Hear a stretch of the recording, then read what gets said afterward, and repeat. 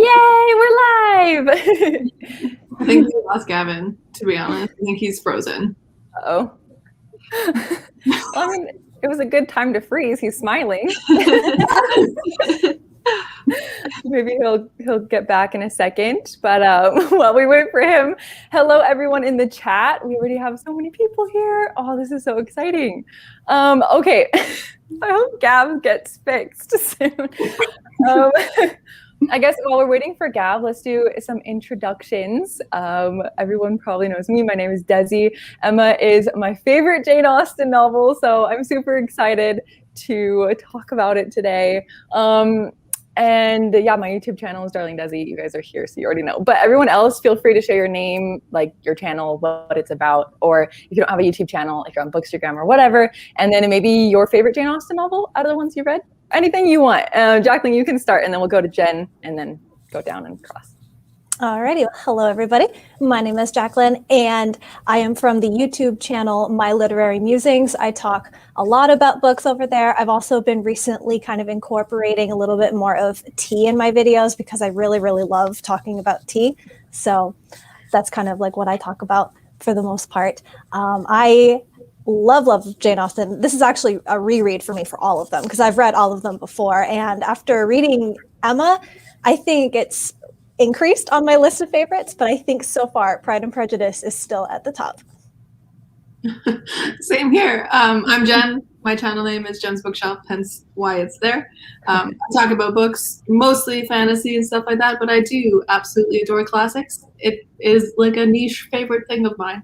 Emma has definitely gone up on my favorites list as well, as this is also a reread for me too, which is incredible. Like coming back to this was like coming home. It was so nice. But yeah, it's like 0.001 off of Prejudice now. Like it's like the two of them are like this on the top of the list. So that's awesome. Okay, sorry. I'm Kay. I don't have a YouTube channel or anything, but I am a huge Jane Austen fan. And Emma is actually my favorite. It used to be Pride and Prejudice, but as I reread it this month, I said, okay, this is my favorite. And then also the movie back in December, or I think it was released like a year ago, that really made it my favorite. So, sorry. Yeah, you're back. Yeah, it just kicked me out. Sorry. No worries. We're just doing introductions. Elle, do you want to go next? And then Gab, you can go. Yeah, that'll give him time to adjust. All right. Hi, I'm Elle. My Instagram is Miss Elle Stewart. And Emma is my top favorite book of all time. It's just lighthearted and fluffy and happy, and it's just wonderful. So I love it. Gab, do you want to? Yeah, you just introduce yourself, what your channel is about, what you make videos about, anything you want to share, your favorite Jane Austen novel. Go for it. Ooh. Well, this was my first time reading Emma, and I really enjoyed it. I think it's better than Northanger Abbey, which is what we read the last time. Honestly, it took a lot for me to say that because I genuinely love Northanger Abbey. It had everything I wanted, and also just like we'll discuss it and stuff. But I do feel like Emma was my favorite Austen so far. Oh, but also I'm Gavin, and my channel is How to Train Your Gavin, and I talk about middle grade, adult, young adult, and all of that. Awesome. Perfect. Thanks, guys. And hello to everyone in the chat. Everyone who's watching from crazy time zones, definitely thank you so much for being here and for joining us. Okay, I had so many things that I want to talk about because I just love this book so much and I don't even know where to get started. But okay, does someone want to give us just like a quick kind of synopsis of the novel for anybody who maybe hasn't quite finished it yet or was a little bit confused about like a general Go on, Jen. Anyone? Jen, I saw in a video recently, and then I kind of sat there and I was like, I don't know how to do this. But it's really just about a girl named Emma Woodhouse, which is set in like the Regency era, and she's kind of rich. She's 21, not married. She likes to play matchmaker, and that's kind of what she does in this. And that's it. Like, it's just happy slice of life type of thing with some romance thrown in. It's pretty great. Yeah. And then does anyone else want to, I mean, this is a bit more confusing, but I find it helpful when I'm talking about Jane Austen novels. Like, does anyone else want to kind of like just break down like who the main characters are? Like we have the Bateses, and then we have, you know, like the Woodhouses. Does anyone kind of want to say like how they're related to each other or anything? Because I feel like there are a lot of characters in this novel.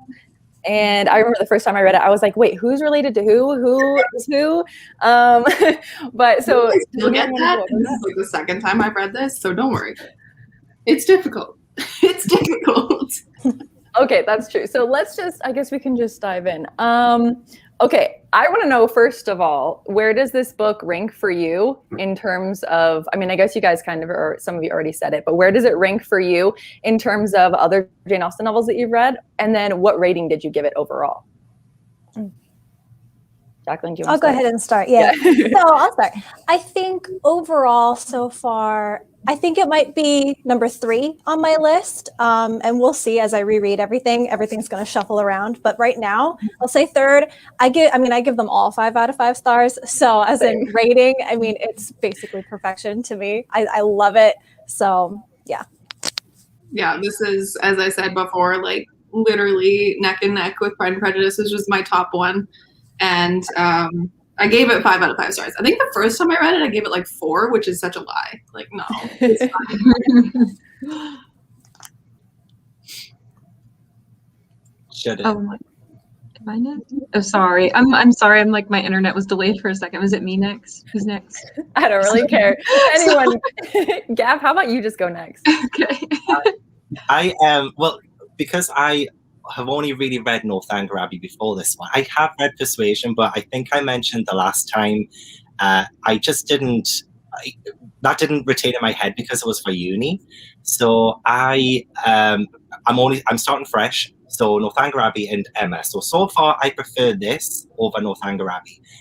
But I'm struggling because there's so much about Northanger Abbey I love more than Emma. But with Emma, there are things that I love more in this one. It's really hard to explain, but I think it might be characters. Like, I feel I'm still learning what I like in a Jane Austen novel because I'm so new to it. So I'm still learning, like, is it character over plot? Is it romance that I enjoy? Is it the atmosphere? So I think I'm starting to see that I'm preferring character over anything else. And I feel like Emma definitely had the strongest characters so far out of, like Northanger Abbey. And this, not a lot that I can compare it to, but I have given it 4 stars for now because when I've read all of Jane Austen, I want to rejig all of my ratings so that I can say what I would give 5 stars. Maybe like there've been 4 stars, like definitely, like they're not going to go lower. I just want to say like the full picture before I give one of them a 5 star. So definitely a high 4 star for now.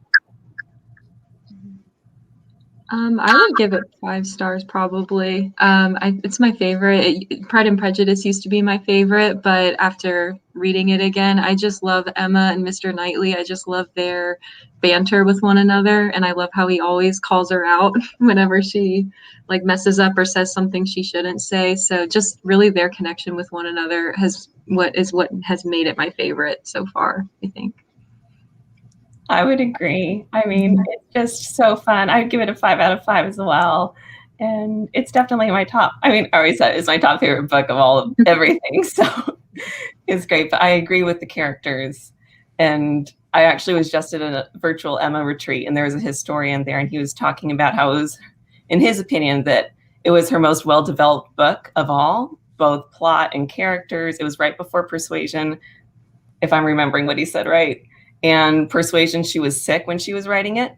So it's really short and it doesn't expound as much as Emma does. So that was kind of an interesting thought that, it's her most well-developed novel, and that's arguable to everybody's personality. But that's what I like to think. I like to think that it's kind of got everything. At least that's how I feel. I totally agree. And I think no matter which novel is your favorite, I think I've said this in my videos before that like Emma is the most well-developed and like thoroughly developed character. Like you see so much growth from the beginning to the end, and that's one thing that I love about Emma so much too. I relate to her so much. Yeah, you're right now. It is her second last. I just pulled up the Perfect. in my book is in. She wrote it in like 1814, and then in 1815 she wrote Persuasion. Started sentencing but never finished it because she was very ill. So you were right. Jen, am I right in thinking that Jane Austen did say that she wrote a heroine that she thought nobody would like? Yeah. But like it's weird because I feel like a lot of people do genuinely like Emma as a character. Like she's not perfect. Like she definitely has like her faults and things, but I feel like maybe Jane Austen assumed that having such I guess it probably was rather difficult in that time that she was writing it to have a really strong heroine who wasn't really because it mentions that she's handsome, smart, clever, you know, like all of that. And I feel like maybe for Jane Austen, because I guess it was mainly like dominated by men in fiction, that she thought having such a boisterous heroine that she would be so like negatively received. So I just find that really like curious. I mean, not curious because it makes sense, but now in today's society, like I feel like Emma's rather beloved. I mean, I might be wrong in that. I don't know a lot of other people's opinions on Emma, but I do feel like she is rather well received now than she would have been back then. I think also that like recently, I don't know, like past, I don't know however many years, but I think the more that society is like open to like, you know, women just being themselves, like unapologetically themselves, whether that comes off as annoying or not, that like maybe before, you know, it was like you were saying, Gavin, like kind of more like down upon because she's so just like out there and does whatever she wants. Because I was looking at some older forums. I don't remember where I was. I might have been on Tumblr. I don't know how I found it, but I saw, because I wanted to see what other people's opinions were on Emma, because I love her so much. And I saw like people were saying, you know, how like that she was a bit, you know, annoying and stuff. But I feel like now people don't think that as much and people appreciate her more. And yeah, I think she's so lovable and so relatable because she has so many flaws, but like we all do. Nobody's perfect. So that's one reason I love her so much. I think also, I remember listening to a podcast once. I can't remember if it was on Pride and Prejudice or Mansfield Park maybe, but it was that when Jane wrote like Pride and Prejudice, everybody put everything else that she wrote up against that and like, the prowess of Lizzie, and everyone just loved Lizzie, right? Even like all her family members were like, Lizzie's the best. So when she gave around like Mansfield Park, they were all like, Fanny is the worst. Why? So maybe that it was just kind of an opinion of hers that she's just like, oh, nobody's going to like her but me because she's kind of the worst. Like if you put her up against other work, maybe. I'm not sure. I actually don't know why she said that. Yeah. I think it's an accredited quote from a biography of hers that somebody else wrote. So I don't know if it was an actual quote of hers or just something that they said, but I got it off Wikipedia, so yeah, it's one of those quotes that everybody's like, "Oh, Jane Austen said this about Emma," and I'm like, "Yeah, but was it actually her?" Or not? Yeah, same. I don't even remember where I heard it the first time. I just heard the quote that she wanted to write a heroine that nobody would like but her, and I was like, "Oh, well, that's interesting." But I never looked up like where was the source. Was that actually true? Yeah. And I think what endears her to me a little bit more especially upon this reread, is she really learns from her mistakes, because when she finds out she's made a mistake, she fixes it and she's like, I'm not going to make that mistake again. And that like endeared her even more to me because you know, she has these like high opinions of herself and other people, and she kind of likes to exert her will on other people. But then once she figures out that she did something wrong, she's like, okay, I'm not doing that again. Mental note. So yeah. For sure. Yeah, I agree. I feel like I've heard a lot of people that they can't finish the book or the movie because they hate her so much. Really? And it's like, I understand a bit because she makes big mistakes, but the reality is they're not finishing the movie. They're not realizing that she's learning from it and she's bettering herself because of it. And to me, that's just the most endearing and encouraging thing, because I screw up majorly. So to see somebody that can do that and still make a happy ending for her friends and make a happy ending for herself because she's learning and improving herself, like that's the best happy ending ever. Definitely. She's got such a great character arc. I think that's what people probably take away is that at the beginning, yeah, she's insufferable. But by the end, she's pretty great. She's pretty great. He's just like, I don't want to hang out with these people who talk my ear off about nonsense. And I'm just like, same. Okay, I want to know though, what is your favorite Emma adaptation? Because mine is the 2021, like for sure. The aesthetic and like all of the costumes, and I love her chemistry with Johnny Flint. Like it's so good. Gab, have you finally seen it? I did. I watched it. I was reading Emma, and I was a little bit lost halfway through because of all the character connections. And I was like, I need to put faces to these names. So I stopped reading, and then I watched Emma because it was on Sky, which is like the thing in the UK, but it was on Sky, and I was like, oh, it's on, so I can watch it. And I really enjoyed it. The set pieces were amazing. I thought the acting was incredible. It definitely helped me picture everyone. And then I went into the second half of the book, and I could follow it more better than I did the first time out. So it was great. I will say Clueless is probably one of my favorite films of all time. Yeah, I gotta say, Bill Nye in that first opening scene where he comes down and he's just like flicking his coat and he's just like, my knives! I'm like, yeah. That's gold, because even in like the really intense moments, like when Knightley's like professing his love to her under the tree, she starts getting a nosebleed. Like she actually got a nosebleed on command. Like she can do that. What? Wow. I did not know that. Actually, the actress having a nosebleed. I'm like, that's insanity. That's dedication. Yeah. It's so good though, because you just have these moments like cutting into the seriousness. I'm like, that is exactly what Emma is. It's just light and happy. I love it. Yeah. And I feel like the 2021, I feel like the way that she played Emma was like how Jane intended it. I feel like the one with Gwyneth Paltrow, like I almost feel like she's like too nice in that one a little bit. Like I love her sassiness in the 2021, but that's just me. I haven't seen the Gwyneth Paltrow one. I actually haven't seen any other Emma adaptation, but anytime I see Gwyneth Paltrow and stuff, I'm like, I can only see Gwyneth Paltrow. I cannot see her. It's just Gwyneth Paltrow. What is she doing here? I guess I saw the Gwyneth Paltrow version so young that she is Emma. Like I will watch her in anything, and then she's just Emma. Emma is acting. That makes sense, yeah. But back with the Pride and Prejudice ones, like she absolutely loathes the 2005 movie. She hates it so much, and I'm like, it's a beautiful movie, terrible adaptation. But the BBC one, she's like, Colin Firth is my Mr. Darcy. I'm like, well, that's because you were raised on it. Yeah. Connections. But this is just impeccable. 2020 is just so good. Yeah, the 2020 version was actually the last movie I saw in theaters before lockdown. Actually, and like in theaters, and I just loved it. I think it's a teensy bit more like dramatic than like the book, but like I don't care that much. Like it's fine. Like, you know, the nosebleed, I was like, okay, that's a bit much, but like, you know, it's supposed to be, I think the way they intended it was just to be like very funny.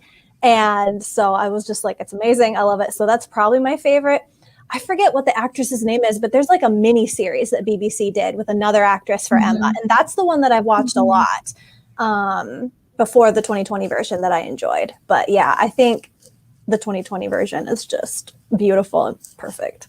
Yeah. BBC has a knack of like getting the adaptations really well because they actually have a mini series or they give it the time. Yes. Right. Because a lot of these books need the time. Yeah.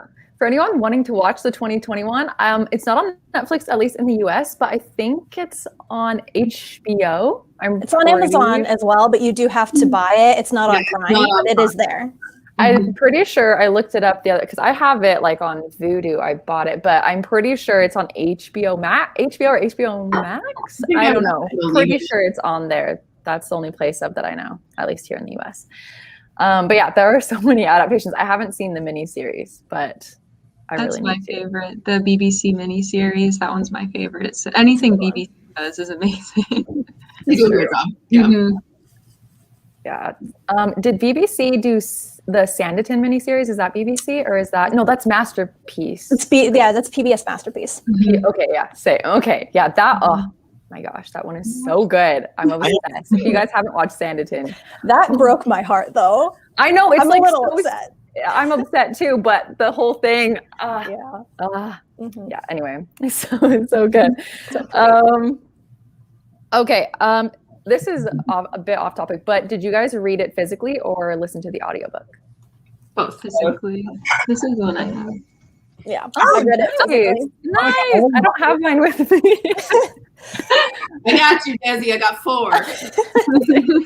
Yes. Oh, that's like, I think the most I have of, Pride and Prejudice. I have like 4 copies of Pride and Prejudice, but I only have one of Emma. I really need to get on that. I finally bought a matching set from, what's it called? I forget what the site is, but I finally bought a matching set. So, because they're all mismatched, all of my editions. And so I finally bought a nice one that I can just, all matches. I'm OCD like that. I'm like, I find one book from one set and I'm like, I like that one. And then I find another cover from another set. And I'm like, that one fits that book really well. So I want that one. It's a problem.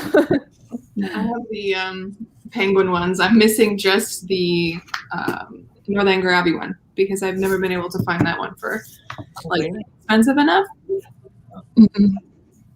Okay, awesome. I have so many thoughts. There is the audiobook. Is it narrated by Emma Thompson? The dramatized one is like, I think it's only like 8.5 hours long, whereas like if you listen to the whole book, it's like what, like 14 or something like that. But I actually like the Emma Thompson one because it does like, it cuts out like some of the dialogue, like Miss Bates talking about the apples and all of that. I whenever I listen to classic audiobooks, I always either go on Scribd or just on LibriVox because they are in public domain, so you can listen to them for free, which is awesome. But I think I listened to the Karen Savage version because she's great at what she does. I like Juliet Stevenson as well. She is like, she's one of my favorite classic narrators. She does so good. But yeah, the Emma Thompson dramatized one is my favorite. It's my bedtime book. I listen to it on repeat, like 5 to 10 minutes. I put on my sleep timer and I listen to it like every night before I go to bed. And I love it so much. I think all the voice actors in that one they're really good. Is Mr. Elton still a horrible person in it? I don't like Mr. Elton at all. He's the worst. I don't either. He's the worst. Let's talk about characters we absolutely hate. Okay.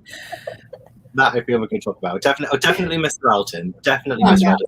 Mr. and Mrs. Elton, the both of them are just they're horrible. Mrs. Elton is worse in my opinion. Like I would rather put up with Mr. Elton. Oh yeah, because she just she's like in the mindset of Emma, like but worse. Yeah, she is. She's like Emma, but worse. Mr. Elton or lower, right? She's just like, I'm the best. And Emma's like, no, you're really not. Like, especially when they were at the ball and they were suddenly like, guys, Mrs. Elton is going to expect like all of us to make her dance first to open the ball, except that this ball is actually for Emma. And I'm just like, no, cut her off. I know. No, like they can't offend her. And it's like, I'm sorry, if I was there, I would offend her because I don't care. She's the worst. Her and Miss Bates, their like dialogue stuff. The first time I read this book, I think I wrote like I was annotating it for university, and I was just like, please shut up. I was like, I can't handle this anymore. But the second time listening to the audiobook and just like reliving it, I was like, this is hilarious. Like, because you know that all of Jane's characters are based off of someone she knew in real life, which just makes it so much better because she's just roasting them in these books because they're the worst. See, Mrs. Elton was like, Mrs. Elton sort of reminded me like of how I felt toward Mr. Collins in Pride and Prejudice. You know what I mean? Like they annoy you, but they make you laugh at the same time because they're so annoying. I think I was listening to one scene. I was listening to a scene when I was on a walk with my parents in like this like completely forested, like cold, snowy everywhere. And I was listening to the scene where it was after Emma goes back to Mrs. Bates to apologize for being truthful to her, wrecking her in the middle of a social gathering. And she, the whole thing where Mrs. Bates is just yelling out the window to Mr. Knightley. I was oh my gosh, yes, cackling. I was like, this is the best. Oh man, yeah, I like reading about her more because she's not as annoying to me. Like the worst is Mrs. Elton, and then like Mr. Elton. I'm okay with him. He's like entertaining to me. But then like Mrs. Bates, she's so funny. Bad. They're offensively bad. Where Mrs. Bates is just, she's so appreciative of everything, but she just can't shut up. Yeah. Poor Mrs. Bates, though. I feel like some people just are really annoyed with her, but I feel bad for her. I'm like, I want to be your friend, but at the same time, I don't. A friend from a distance. Yes, please. I do. Like when Emma did, come out with that comment, and I can only remember the way she does it in the film because I just remember watching that. And because I got to that part of the film before I got to that part of the book, I was sat there, my mouth just went. But like it was that she needed to be told a bit though, like not in that way, but like she needed checking almost. But I never did it in a way that was so blasé. Like she just didn't really care, and then she did care because it was that. I feel like that was a turning point for Emma to realize that her attitude or the way she was approaching things wasn't the way she should be doing it. So I'm glad it happened. But I did, my heart just fell for Mrs. Bates. But yeah, with Emma, I feel like that was probably the only time I didn't like her as much because I really did enjoy her the whole way through. As cocky as she was every now and then, she was just really passionate about like matchmaking and stuff. It was only when she realized that maybe she isn't good at it, like she's gotten it all wrong. And it was, I think, that moment with Mrs. Bates when it was more of a slap than anything else. So I felt bad, but also Emma, wow. Yeah, it's also like a turning point as well in the narrative where she starts to really appreciate Mr. Knightley's advice because he just yells at her, like, which I love. I love that he just like goes. He doesn't hold anything back, and he just. Yeah, he goes after her. I love it. When we get to the conversation about Mr. Knightley and Emma's relationship, we can transition there right now. Now we dive in to the fact that he was grooming her from the age of 12.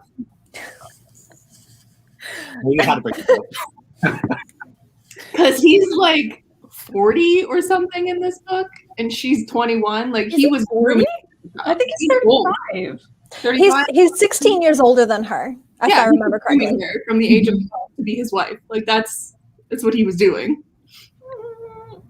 I just told myself that in the Emma adaptation, isn't Johnny Flynn like close to the real age, right? And I'm like, kind of he looks a little older than he actually is, and they made him look a little older too because he's like very roughly. But yeah, like when my professor said that, she came into class and she's like, "I'm gonna burst all of your bubbles, but I hate their relationship because he is so much older and he groomed her as a child." And all of us were just like, "Pam, you can't say that to us. We love him, but it's fine. I don't mind. I love him too. It's fine."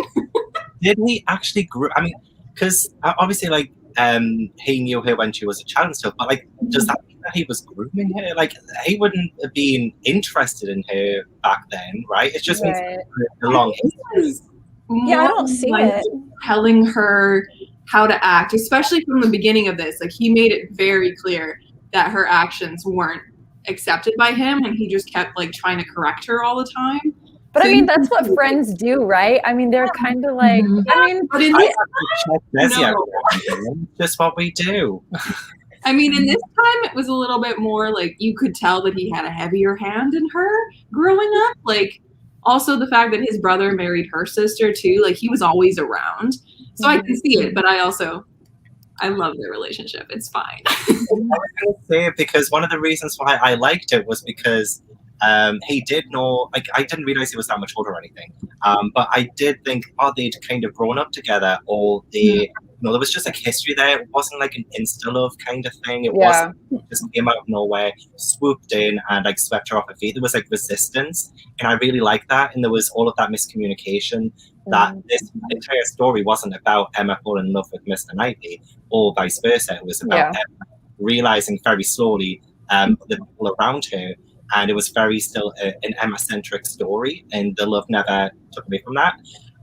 So that's the way I kind of approached it, was that he's just always been in her life kind of thing. I can't do that.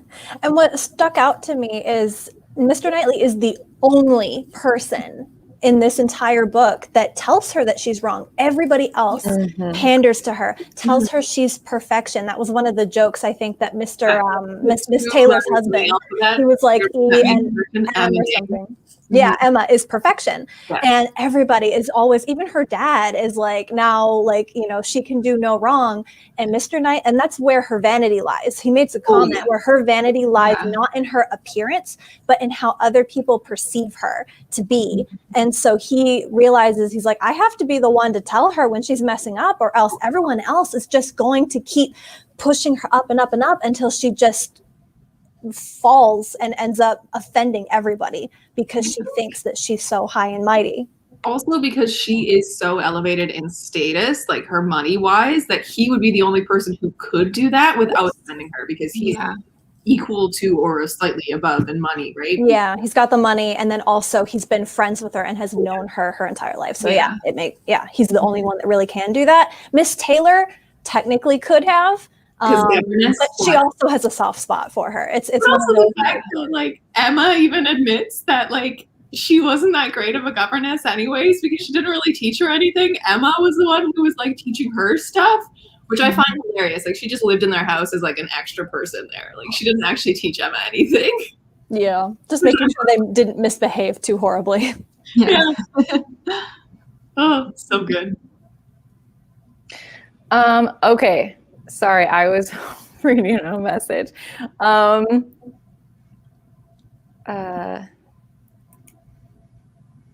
Okay, so since Becca's here, should I like peace out for a little while and then you guys can chill and talk?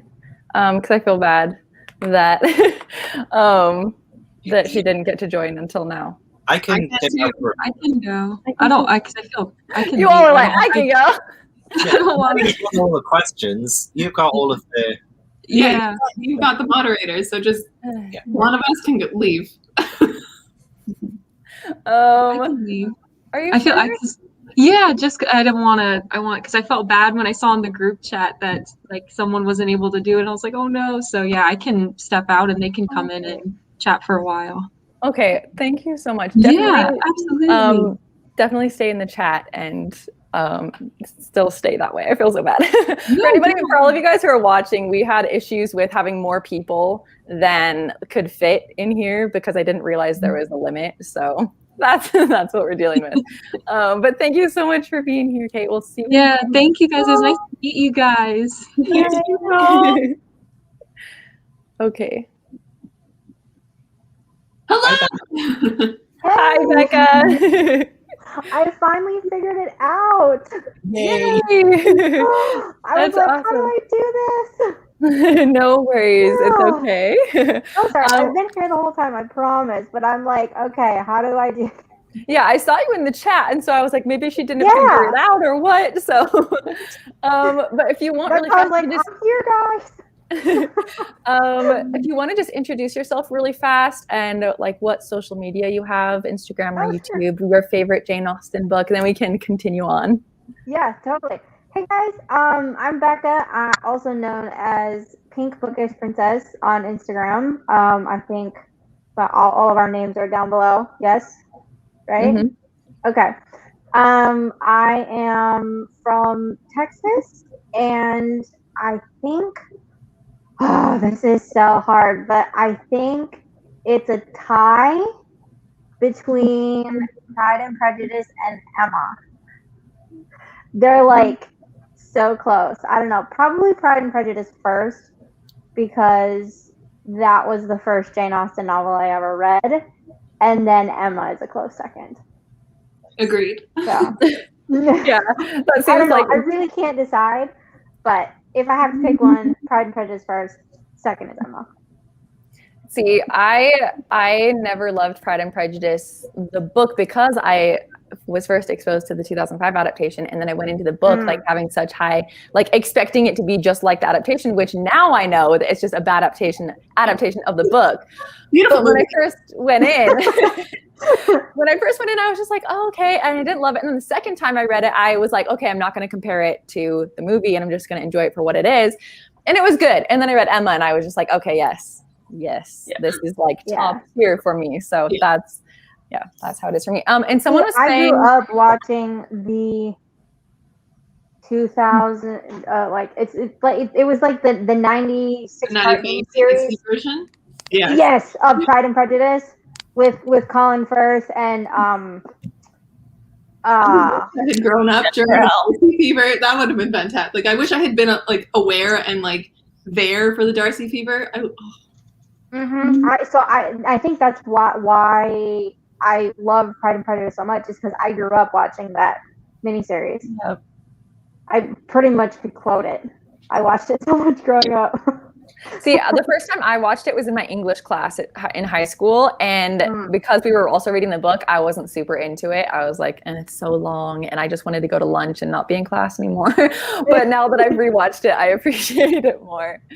As usual, school ruins everything. It really does. Yeah. Yeah. Except for I did have to read Dune, which is a sci-fi book. I had to read that in high school and I loved it. Really? I don't know how that happened, but that's because I was actually able, my high school had this thing where we were able to, like, we had different English classes to choose from, and I was able to get into this class. It was just a sci-fi English class. Like we just read sci-fi books, and then we also watched the movies, and then we did comparisons and stuff. Like the coolest class ever in high school. It's like a university course. I know, right? Yeah, I don't know Goodness. how that happened, but it was super fun. I noticed that Laura was saying that she couldn't get Jen's and Jacqueline's YouTube links to work, so I will re-put them in the description box because I have them all down there right now.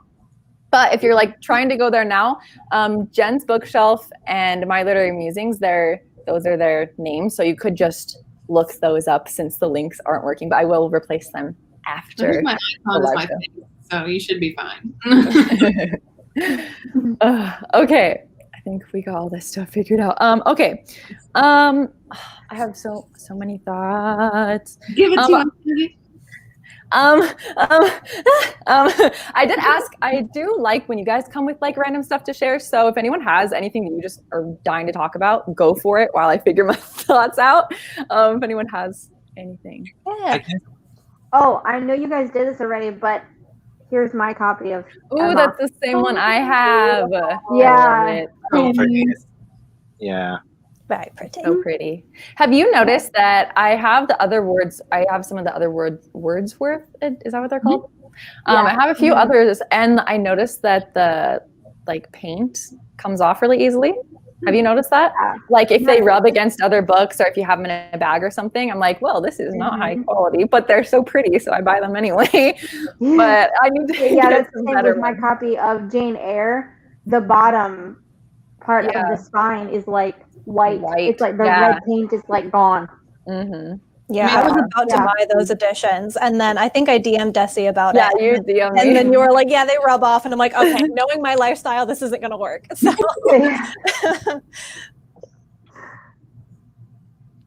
I have something random. Yeah, go for it. I only caught this on the second read through of Emma, but there's a scene, let's see, what was it? Chapter 1, Volume 2, where Miss Bates is talking to Emma about a conversation with Mrs. Bates because she's rambling. Yeah. But she talks about reading Jane Fairfax's letters and making out the checker work.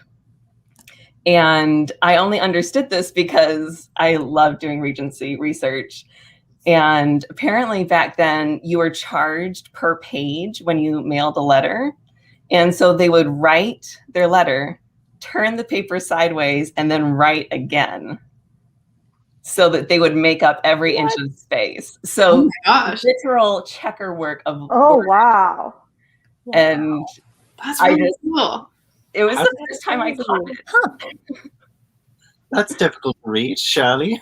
Isn't that crazy? Like, how are you supposed to read that? I'd be like, right, wait. And it shows how poor they were, like how they were literally scrimping. And I don't know how common it was. Maybe everybody did it, but I think it kind of shows the class, and it shows like their struggles and how life was more difficult. But it was just like one liner that for the first time in my life made sense. Oh my gosh. I guess like because we always see Mr. Darcy writing a letter and it's pages. right? There's like pages of pages that she goes through. Yeah. And even in here, like even when Mr. Frank Churchill writes a letter, it's a few pages, right? So that really does denote their class. That's so cool. It's very interesting. I never thought about that. That's crazy. All the details you missed the first time round. It's why I love rereading books that I loved back when. I always find something different. Although I would love to reread these Jane Austen books once I've, had a chance to sit with them a bit, and just see what else I could unpack from it. But that's really cool. Love the stuff about the class as well, because I think something I'd love to talk about as well is the relationship between Emma and Harriet, and how different they are, but also kind of, because I saw a comment earlier about somebody said about how they don't like the relationship between Emma and Harriet because Emma was very forceful in things. I can totally see that, but also I'm like, but she I feel like she genuinely does want the best for Harriet. Like she really does want her to marry well, and even though she makes the worst mistake with Mr. Martin and all of that, that's like, literally the worst mistake. But the intentions were right, I guess. Like she never did it maliciously, and then everything just kind of snowballed from then. It's what makes this like kind of a bit of a funny, like not funny, but like a comedic kind of series of unfortunate events kind of thing. So I did love the relationship between Harriet and Emma, because I felt like it was a true, kind of like a sisterhood, kind of Emma acting like a bigger sister kind of thing to Harriet, because Harriet was, well, isn't she like an illegitimate daughter or something? Like, yeah, she's like way worse off than Emma is. And I just feel like Emma just wanted her to have more. So that's what I thought about like their relationship. I liked it.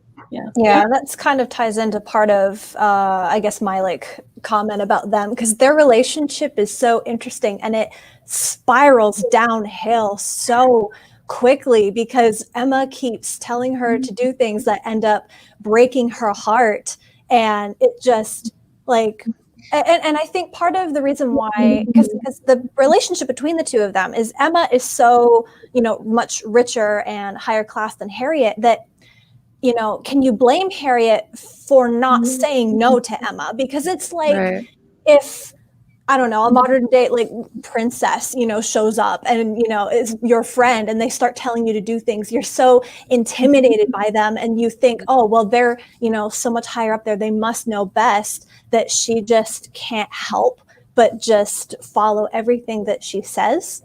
One thing I noticed very specifically was actually, now, while it was wrong, when Emma was basically telling her not to marry Mr. Martin, one thing that she said was, if a woman has any kind of hesitation as to whether or not she should marry a man, her answer should be no. And honestly, that's not terrible advice. It's not terrible, because if it comes down to it and you're literally like, I don't know, it's like, maybe you should at least step back and take a minute, maybe not say no initially, but you should at least take a step back and analyze.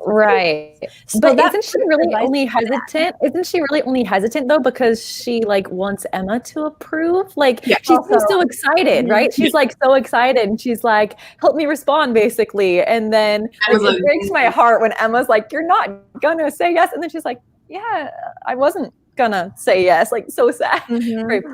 Broke my heart. But yeah, I think I totally agree. I think that she was just so excited, but I think she would have said yes without hesitation. Oh yeah, because she was so ready for it. Oh yeah, and even I think that was a step up for her, right? Because she was, as like I found the quote in here, is that Harriet Smith was the natural daughter of somebody, right? It's just, and being a natural daughter or being a natural child of anybody at this time was like not good, right? Because you haven't been claimed by them. You are a cast off. She basically lives in that like girls' convent, basically. So like, even though Emma tries to argue that she could be a gentleman's daughter, yes, she could be, but the fact that she's illegitimate makes her low. Right. Which is one thing that like Mr. Knightley's like, what are you doing, Emma? Like, this, that natural daughters and natural people can't like be claimed to any power above their station, really, because they don't have any money behind them. They don't have anything. And even though her dad ends up being like a merchant or something, she definitely, I think, does marry up when she marries Mr. Martin. So why was Emma, and I'm kind of asking this as like a rhetorical question, kind of, but like, so why was Emma so invested in Harriet then? Like, was it for her, like, to satisfy something in herself, or did she really care about Harriet, you know? In my opinion, I think she was really desperate for a friend, because with Miss Taylor, she had a friend, sort of, and she had somebody there all the time, but when she got married, Emma had nobody, right? Like, she was kind of unbiasedly, very biasedly against Jane Fairfax, even though Jane Fairfax and her are like the same age. I think that she was desperate for a friend, and she didn't want to have a low friend. She wanted somebody who could almost match her in status. That's why I think she was so adamant about bringing her up.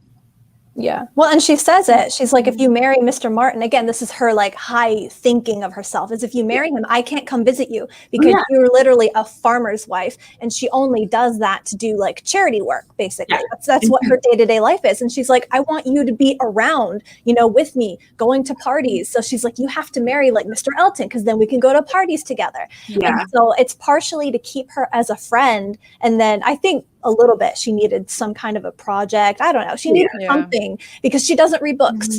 You know, they mentioned she doesn't read because she gets bored with it really easily. Which is really funny. The chat's been actually like wondering why there was that, like, at the end of it all, like she had to distance herself. I'm like, that's why. Is because she married a farmer's wife. Like, Emma, due to her status, could not be associated with that. She could be associated with Harriet when she was low, like, or like in her like single state, because it could have been seen as like a charity case, right? Where she was trying to, I don't know, make her more gentlewomanly.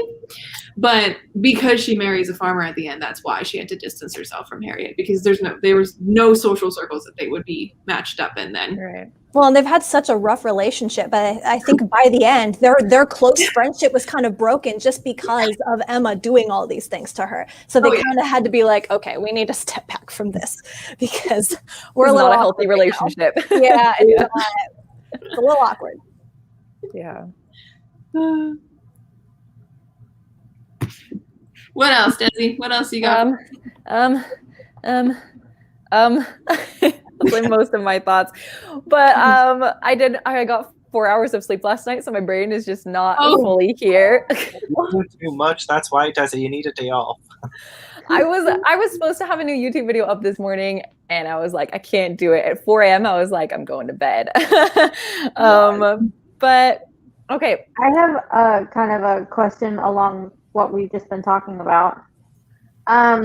Why do you guys think Emma was so invested in matchmaking Harriet and everyone else around her, but was not open to love herself until the very end? Like, then she finally said, okay, she opened up a little bit, fell in love, and eventually got married herself.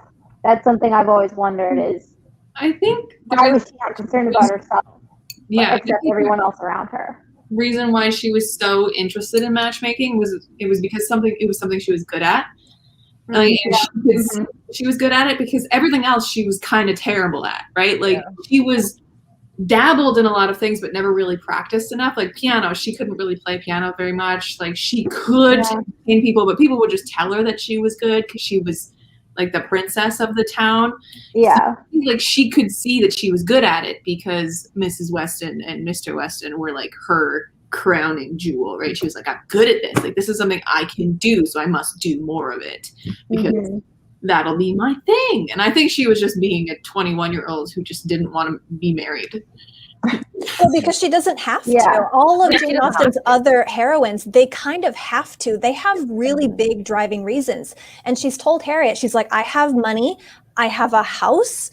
I mean, I assume Mr. Woodhouse didn't entail it away to anybody else, that once he's dead, that Emma can pretty much run it herself, which is weird. you know, considering, you know, in Jane Austen's world, usually a man would take over. And she wasn't really open to love until, and Mr. Knightley basically gave up his estate which is to go to hers, wild.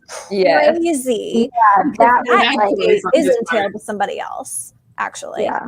So it's just wild. So yeah, she just was like, I'm comfy. I don't need it. Yeah. And she says, she's like, I'll have more power over my house and everything living here than if I get married to anybody else. And yeah, so she's like, I don't need to. Why should I? If I don't need to, and I like matching other people, and no one's ever tempted me or made me feel that way towards anyone before. So I just don't see it happening. And I don't think anyone around her was even close to being a match for her. No. Other than Mr. Knightley. Like he would have been if he wasn't attached to Jane Fairfax, but because this, like, he in that, like, before times when he was like kind of flippant about Jane Fairfax just to keep up the pretense, he was putting on an act, right? Yeah.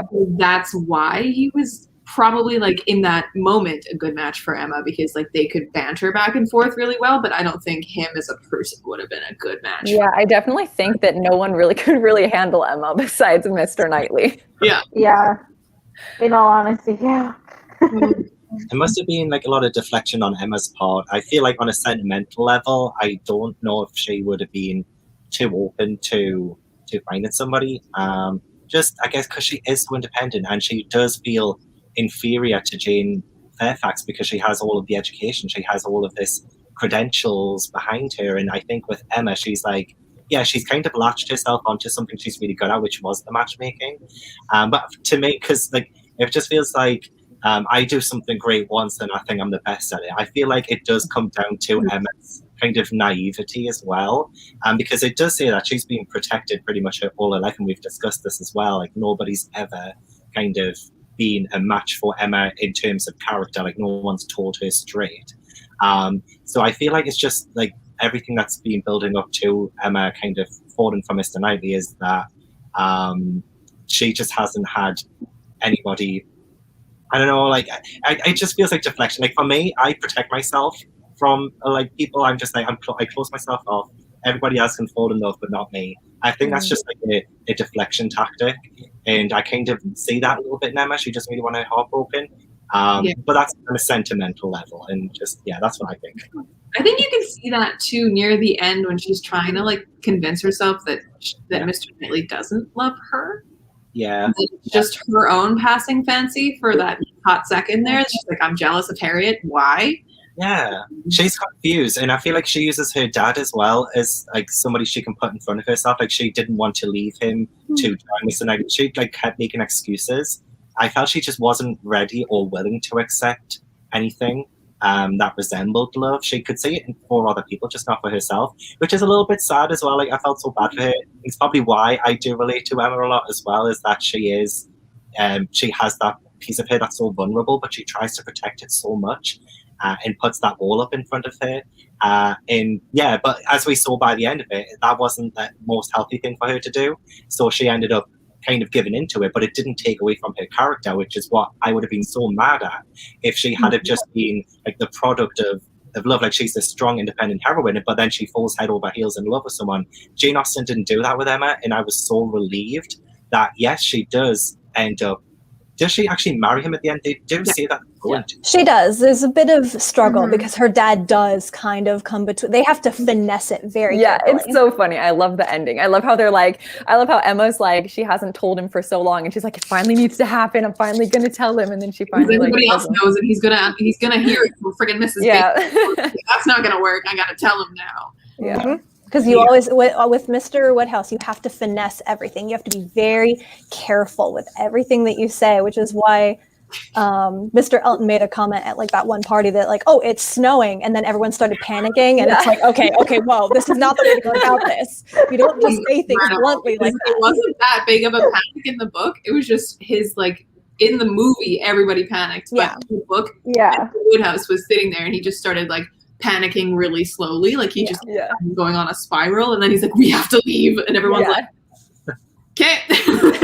I go. Party's done. Okay, we're getting towards the end.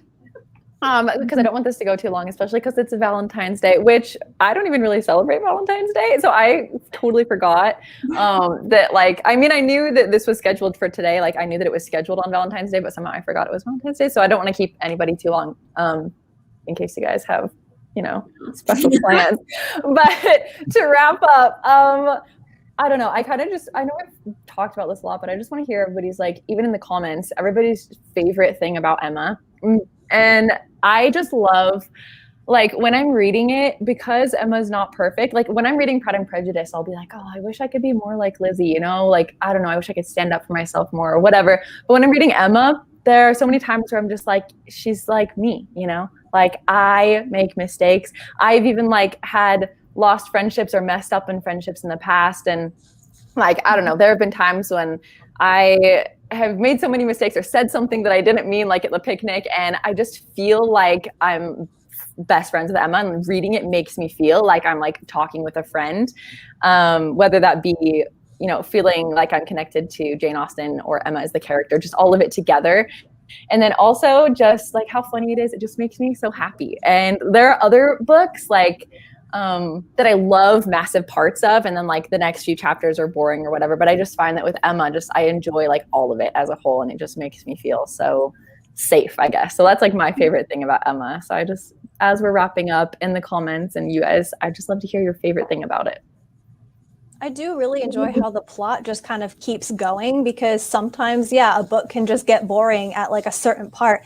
But in this particular book, there's Jane Austen keeps it moving. There's another thing happening after, everything. And sometimes it's broken up between, like, huge chunks of dialogue. Like, you have Mrs. Bates's, like, 2 pages of just her talking, which is kind of like taking a break, I guess, in between events. But I think, one of my favorite parts is it's just funny, and it keeps going, and so it helps keep my interest, because then it's like, oh yeah, we've got this party next, okay, now we have Box Hill, now we have picking strawberries at Mr. Knightley's house. There's so many different scenes that I don't know, it's hard to pick, like, very specific things about it.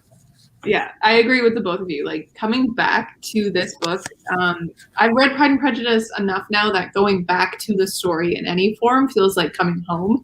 And when I was listening to this one, it had reached that level, and I was like, this is just the greatest thing. It's the best feeling. I love it so much. But I think my favorite, like, part of this book, the 2 scenes that really stand out to me, are the strawberry scene, strawberry picking, and the Box Hill scene.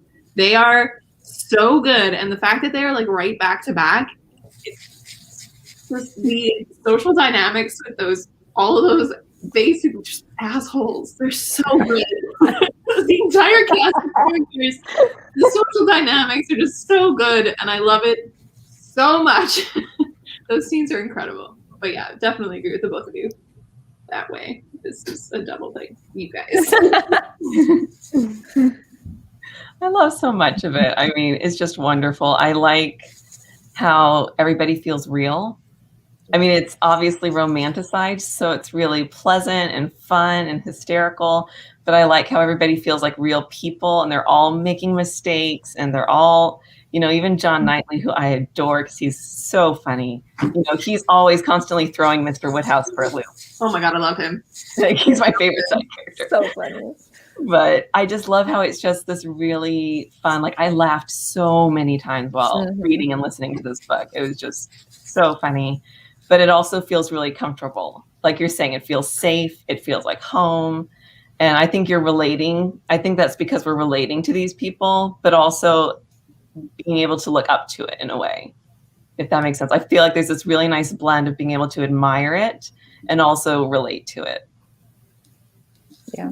What it sounds like, Elle, as well, is because you reread it, it just sounds like there's something always new to discover with it as well, which, I mean, obviously, it is my first time reading it, but I love the reread potential that this one has for me, and probably more so than Northanger Abbey does, just because, like, it's the characters and it's all the different relationships for me that I really found interesting.